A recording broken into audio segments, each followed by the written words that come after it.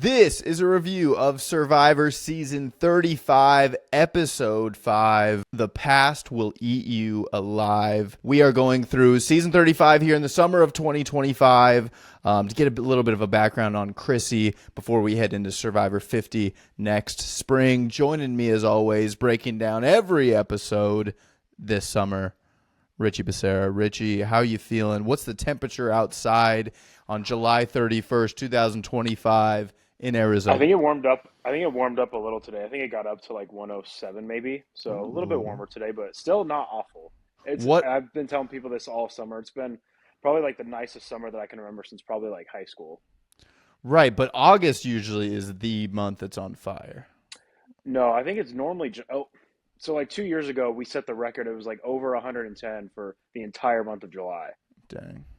We've Yeah. only hit 110 I think once or twice. So What is like it's too hot to golf weather? What would you say it is? 118. We're out uh there, baby. We're yeah. going Friday after work. It's gonna be 106, 107. Jeez. Are they handing out towels? I remember Augusta Ranch, shout out, no free ads, but they used to hang out like mango towels, like ice cold buckets you'd put in. Yeah. You got to bring your own at this course, but Jeez. Yeah. I had mine ready. Yeah, it's the dog days of summer. We are honestly probably less than 2 months from Survivor 49. This is scratching the itch, though. We're on to season 35, episode 5, and we're going to recap the entire episode. We're going to do a Survivor press conference. We're going to rename the episode, even though I will say this is one where this is a good name. Comes from a good moment. We're going to rename it, though. We're going to do stock up, stock down. Which Survivor stock is up, which Survivor stock is down after this episode. But let's dive right into it. This is an episode we've been pointing out this season, but this one does start at nighttime following the very, very good tribal where a vote was lost, an idol was played. Joe's still dunking a bit. He's reeling. Ashley's feeling a little bit like, man, this is the hard part about like making a move this early is like people just, you can call them a threat and there's a reason to call them a threat. Later in this episode, Chrissy calls Roark a threat strategically. And I'm like, I feel like she's just saying that to throw that label on someone, but Joe's someone who's actually earned it too early. Right? Yeah. Yeah. No, yeah, for sure. Obviously it was a good move. It was a necessary move, but you know, that's something that can put a target on his back. The next day, this is kind of where the scene of the episode comes from, and it has nothing to do with gameplay. And it kind of reminds me of just like why Survivor is so great and this great people social experiment. But we go to, I believe it's the Red camp. We go to Ben's camp. Was that Red? Yes. We go to the Red camp and we see some bamboo on the fire, and the bamboo starts popping, making loud noises, and you hear Ben like go, ah. And when I was watching, I was like, oh no, did he get hit by something? Like sometimes a stray, whatever, Yeah. but it's pretty quickly revealed that it's like he's struggling with PTSD. And like this is one of those like moments that I imagine the producers, they film all day long and they go, all right, what are some of our best moments? This had to be one that was like, man, we see so many so many different types of people on Survivor, and to have someone who is in the Marines who is also going through Survivor, and Survivor is like therapy for every person who comes on, no matter their background. We see a really wild moment with Ben, right? Like dealing with PTSD, dealing with like hearing the pop sounds, and this big tough guy is like clearly rattled by this. What did you make of this moment? I mean, just such a human moment.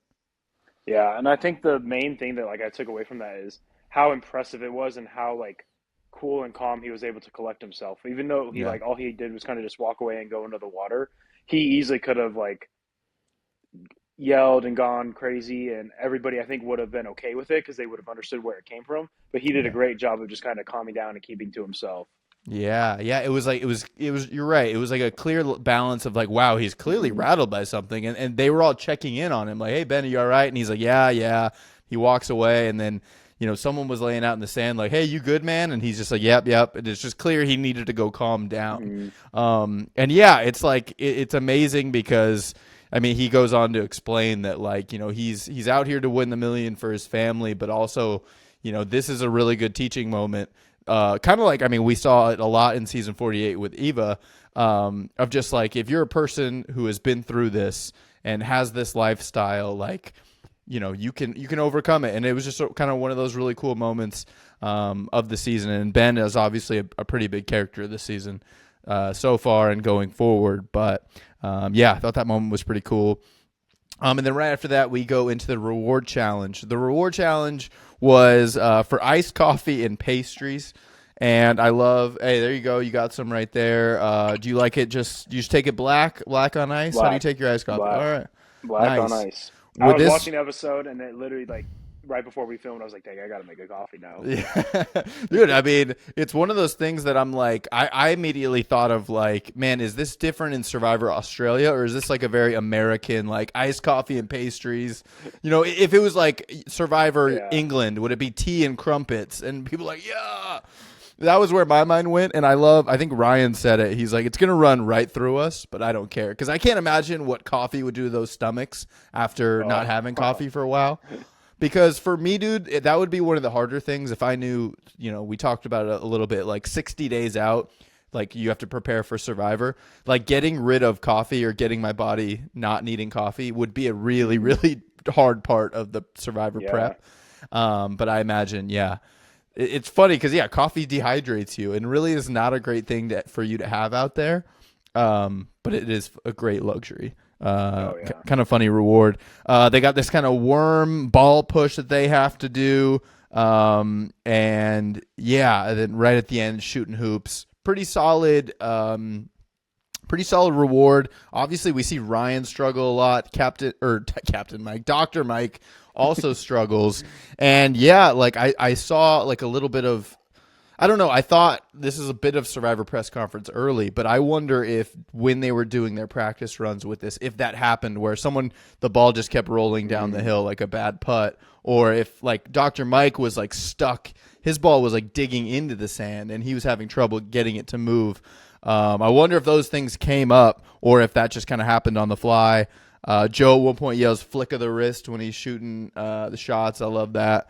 Also, I mean, it feels like they do it a lot, but that little worm push move, like, is that something you would like practice there, like at home, tie yourself I don't know if up? you're gonna practice that one before, but That one's just like, dude, exert yourself. yeah, Just I do think I would be good at that one. I think that'd be one that it's kind of just one of those challenges. You just got to sell your body and know you're gonna get dirty and hurt a little yeah, bit after, but the quicker you get that done, you're yeah. done. Dude, that's got to be most of those challenges. It's just like, guys, we just need 10 minutes of pushing as hard as you can. Empty the tank, as I tell my YMCA team. Empty the tank right now because we get to chill the rest of the day. Ryan struggled with it. Dr. Mike struggled. Yellow ended up losing. Blue got first, and red got second there. And we get to the reward. And there doesn't seem like there was a secret advantage found. I wonder if there was one in there because there's been a secret advantage almost with every reward. This was kind of the first one there wasn't. Thought that was interesting. This is where we see a little bit of Devin and Ashley talking about, if they go to tribal, we're willing to go to rocks. It's kind of funny this is, again, a pre-immunity challenge. I guess they had lost. Maybe they're getting ready. But I mean, I don't know. That idea of choosing like we're ready to go to rocks is such a crazy thing. I don't know if I believe Devin either. I mean, you say that going into it, but I think you actually get down to the rock, or you get down to after the first film, they're like, okay, does anybody want to change his vote? I think he's going to change his vote. Yeah, and what's funny about going to rocks in that situation too is if you are the one that goes like, all right, I'm bailing. Like, I think that gives you cred. Like, I think that's good for your resume to be like, look, I changed that vote. I'm the one that did it. So, like, going to rocks is kind of an interesting threat, but also, like, it's an opportunity for a move. Then we see Roark feeling nervous about being the only healer. We talked about during the tribe swap, there was, like, some individuals on each tribe that were the outliers. Roark is the one over at this yellow tribe, I believe it is. And like Ryan and Chrissy coming from different tribes lining up causes that tribe to have some really good mixing. But it ultimately leaves Ryan in the middle, not like we saw, was it? Yeah, Devin before, Devin being in the middle last time. So kind of interesting dynamic there. The big stuff, though, that happens is I wrote down Cole eats, Mike feeds. And this is when it cuts to Cole eating like a lot of sugar, being gross, licking spoons. Lauren doesn't seem to be happy with anyone this entire season yet. I've yet to hear her say Yeah. anything positive about anyone, but also I get it. This dude just must be a young guy, like I'm hungry, I'm gonna eat type energy. That And would hit, drive me nuts, dude. I hate that like smacking sound, yeah, the chewing with the mouth open. Oh, I hate all of that. the editors did a good job working that up too to make you. Yeah, he's like licking his Mm-mm. fingers, and yeah, Oh, like no one is clean out there too. No one, there's no part of any of you that's clean. If even if you are, you're salty with salt water. Like so, it's just yeah, it's got to be nasty. But in the do middle you of think you all would of ever this, call oh someone out for that if they were doing that? dude, no, I don't think so. Unless it was like I think you quietly called them out like as it was happening of like guys, do you Okay. see that? Like I don't think I'd go, dude, what the heck? I don't think I'd do that. You don't think you'd say it in a different way, like, bro, come on, what are you doing?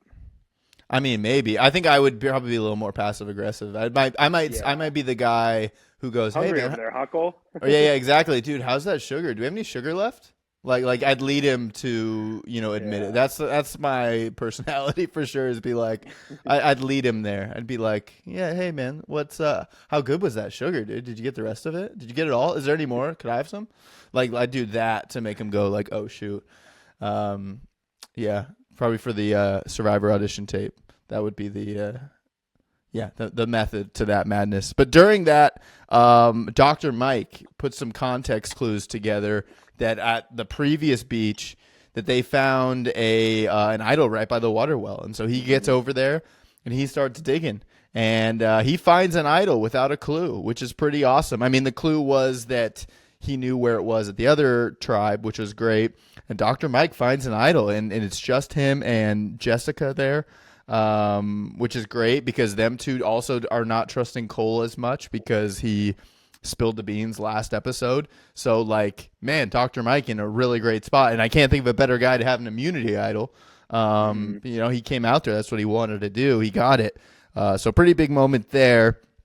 As we head into the immunity challenge, a bit of water and land. We see that epic Jeff Bridge that he, walks out on. Forgot what he called that thing. He brought it up on the Oh, I podcast. remember you talking about it Yeah, too. yeah, yeah. That was out there pretty awesome. I love a good water to land challenge. But in this, we see red wins with ease, blue not too far behind, and Chrissy struggles on the beam. This is a classic. Hey, should we swap out? Hey, should we swap out? And Mm-hmm. I gotta say, like, Chrissy is not the personality that I would have expected to. I would have expected Chrissy to tap out sooner. Like, Mm-hmm. someone like who's very physical or aggressive or athletic might have this Yeah. big ego about like, no, let me do it. I got this. I got this. I got this. I just didn't expect that from Chrissy, and like she really did just keep going. It wasn't like, oh, let's like they kind of think about it, but it was clear that she wasn't looking back. She was just going to keep going. Yeah. And they were falling far behind enough as it is. Amazing. Like, do you think coming off this challenge, like Chrissy should be at the bottom?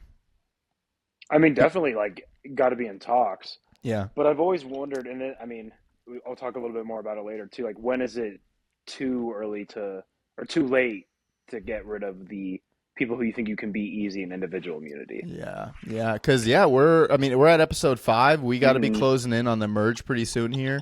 I mean, there was 5 people in each tribe. I think it's 5, 4, and 4 after this episode. So we're coming at 13. Yeah, we're getting close to the jury. Yeah, and like, we get into to scrambling, I guess, after this challenge. And Roark is zeroed in on Chrissy for the right reasons, just being like, Chrissy caused us to lose.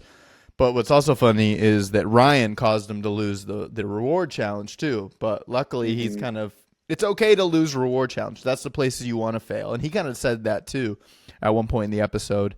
And then like, dude, Chrissy this is where I kind of saw a little bit of like, dang, dude, she is a social player. The way she went to Rourke and was like, you're this big strategic threat. What do you think about taking out a boy? And Rourke, who is like kind of lying to Chrissy's face, goes along with it and is like, yeah, let's take out the boy. Let's be strong with the girls.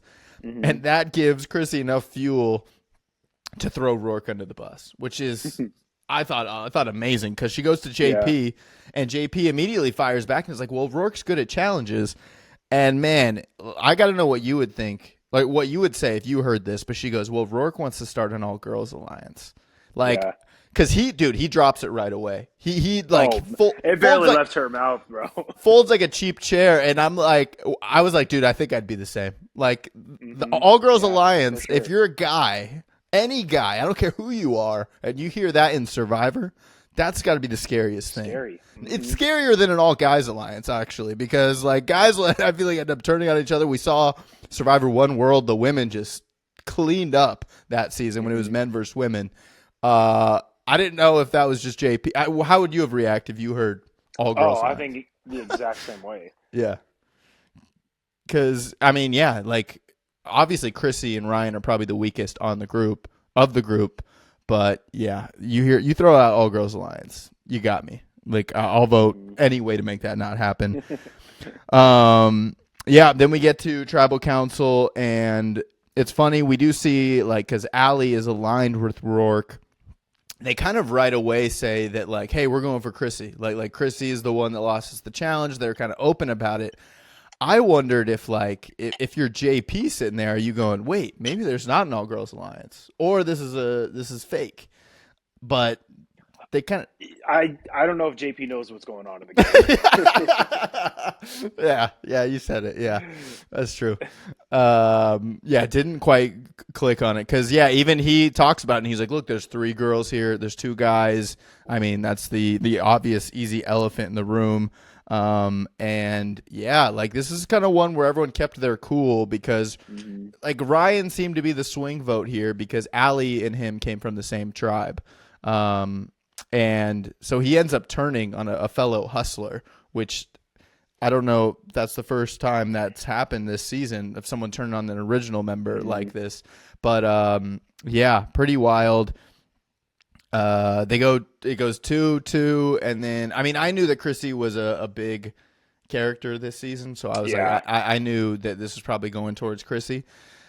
But yeah, Rourke goes home after kind of being played, and Allie has a really good shocked face Hmm. from being blindsided, and yeah, not much to say about Rourke. I guess first healer voted out. I saw she went to one You of the just learned her survive. name too. We just learned her stock just went up recently. That's tough. You were in 5 episodes of Survivor. Didn't say a ton. That sucks too. It's like I mean, there are people who've made a lot more out of 5 episodes, so that's hard. And maybe that's one of those like editors like winners cut thing where it's like, dude, if Hmm. you know Rourke's going out this early, do you give her a lot of screen time? But like, Yeah. I mean, it feels like now with New Era, like even Jeff always gets like, what did you want to get out of Survivor? And you always kind of get that, and like when you know someone's going home, we don't even see that in this season at all from Yeah. Rourke. So. Um, gone just right, gone just soon enough, I would say, for Rourke. Let's go into Survivor press conference. What do you got? Question for Castaway or Jeff? I would kind of like to ask this one to like a panel of them, and it kind of goes back to what I was talking about earlier. But I would want to know is at what point pre-merge do you stop caring about Mm, having strength for your tribe, especially if yeah, you've kind of swapped yeah, and you're not even all together. yeah, I would say, hey, who cares if we have these people who are weaker? Bring them because they'll be easier to beat in individual yeah, immunity. yeah, yeah. Because and you never know when the game is going to change too. Because like you Hmm. don't know, like oh shoot, maybe these last couple days that we'll be in 2 tribes before we get to the merge or whatever. That's a good question. You got to sense it out. My Survivor press conference was: do they tell the producers who they are voting for before they go to tribal? Because it stood out to me as it was like Ryan right before tribal, and he's like, "Look, my vote could go this way because of this, or it could go this way because of this," which they always do that. But I Hmm. wonder if they let the producers know, "Hey, right now I'm going Rourke." Like if they tell them, Jeff says he doesn't know, he has a general idea. Hmm. But I wonder if there are producers that they just ask him straight away going in tonight who you voting Yeah. for, and then if they say I don't know, it's like all right, well let's have you say that in a good way. Let's like have you weigh it out. I don't know. I'm just always curious how they build that. Yeah. Um, yeah, that was my question. And yeah, I guess also, how did that iced coffee go down, and how did that do work on the stomachs there? Because yeah, you hear about that way later on, but just kind of a funny detail. Let's go into stock up, stock down. Who you got? Stock up. Stock up, I went with Ryan. He's on the Ooh, right side of the numbers again. yeah, Yeah, he kind of was a little weak in that one challenge, but he rallied the numbers and even turned on one of his allies, which is yeah, a it's a good good move. credit builder. Good resume builder for sure. I like that. I'm going Dr. Mike. Got an idol. He's got an idol, and like Joe thought he did, and he didn't, and now he does. And the way he found it, he's got a good. I feel like Jessica trusts him too. Cole is clearly the odd man out on that tribe, so Dr. Mike is in a fantastic spot. His stock's up, in my opinion. Who you got for stock down? Stock down, I felt like I feel like we didn't get a whole lot in this episode, but there was really only two options, and I went with Cole. Yeah, Kind of yeah, has the big smacking his lips, eating all the food thing at camp, and then obviously you've seen the preview, he passes out in the next episode, so yeah, yeah, we'll yeah. see what happens with that. Which crazy. Yeah, I got Cole as well. Just ticking off everybody, not getting any better for him. So stock went down. Yeah, you're right. Not a ton happened this episode, and I think Allie will bounce back just fine. I don't think she's like on the bottom because it's hard. Like, what's your it's hard to know who's at the bottom when it's four, and like things can change on a dime. So that was my pick. Let's rename the episode. This episode is titled "The Past Will Eat You Alive." That was Ben. Talking about his PTSD and facing it. So I thought that was a pretty great name, but let's try to give it a better one. What do you got? I went with I'm doing the best I can. And Chrissy says, Jeff asked her a question. I don't remember what he asked her, but she just responds, well, I'm doing the best I can. That's a good one. I'm doing the best I can. That's a good one. Mine actually is the next line right after the past will eat you alive. He says, the future will save you. The past will eat you alive, but the future will save you. So I liked that. I thought it worked well because that's kind of the best moment of the episode, in my opinion. I love it. We will be back for episode 6. Richie, anything to be excited about for August? There's a lot. Oh, a lot to be, honestly, too much. I Hey, mean, look. if you're watching this, it probably will already pass, but August 2nd will be National Oyster Day. So we'll be eating $2 oysters at Buck and Ryder. Whoa, $2 oysters. That's Saturday? Mm-hmm. Dang, be watching some Apex card, getting some $2 oyster. Why not? Why not? Yeah, dude. August is gonna be a good month. I say bring it on. I can't believe July's over though. That's the crazy part. Yeah. And hey, 1 month closer to Survivor. So we'll be back next time. And thanks for tuning in. Subscribe, like, all that stuff. Love you.